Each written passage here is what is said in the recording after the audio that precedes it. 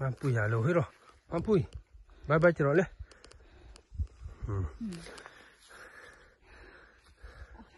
Kan ku huan kan kali. Chi pra hin lon tiang. Chi te kan ena. Lam chi lam matang kan ena.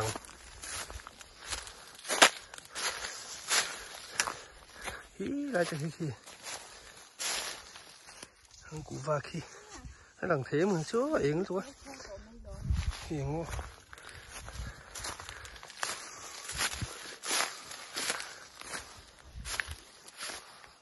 Phu ma liền hoàn. Hi. Anh thằng bui chứ. Để làm bằng cái mà hào dễ để hoàn về thùng.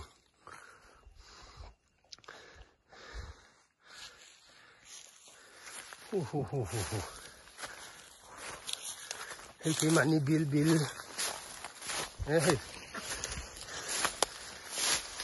Có phải quá to mấy. Mình cái thì là wa. Ni nấm takin. Phu ma ngà te pu rual là te mi sam tak thì nó hay. Phải tak mấy. Khai. Nuam. Ít to con ni. Khi làm bằng khi. Khi tao quy trình về khúc tỏ mấy tôi cũng mà vay khát các cái này hiền rồi mày sao buồn về lại về thì cũng vậy thì nữa là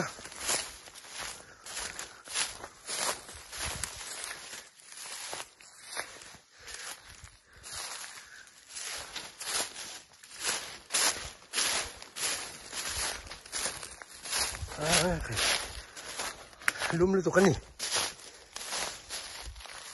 cái làm bằng chữ hạ to này hình cái bếc à mù lệ mình cá đó khăn ôm à chúng mình xuống con lâu quý kính về đón tò mò khai hay rau quý liên tục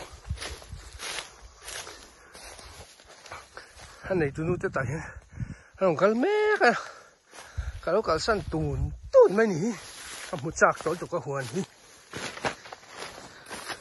sao chú ra mình tuốt mấy à khai à phần tiền nó mình tuốt mấy hình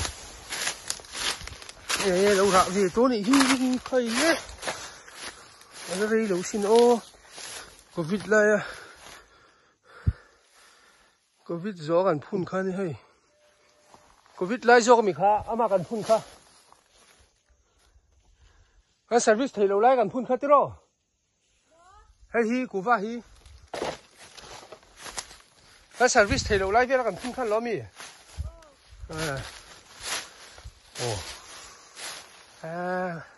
muốn nằm tắc cái gì đó nè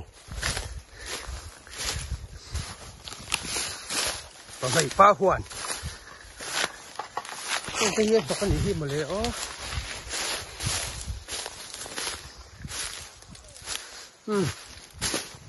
là hi à cũng chầu thuyền thế này cái đó chầu thuyền phải là khi làm bằng cái chứ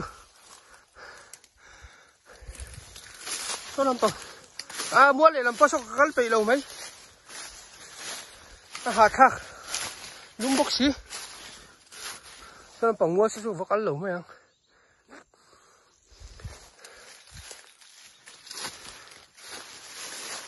cái này hi anh thằng quý thế để làm bằng hi mà hào dễ thế hay mình mua chín cái là cái mà rồi một tiếng em sang el điện bạc này làm bằng rong nhìn như vậy anh làm em anh nè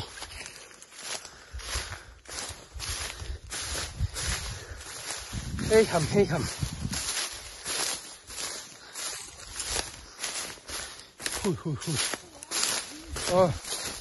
ấy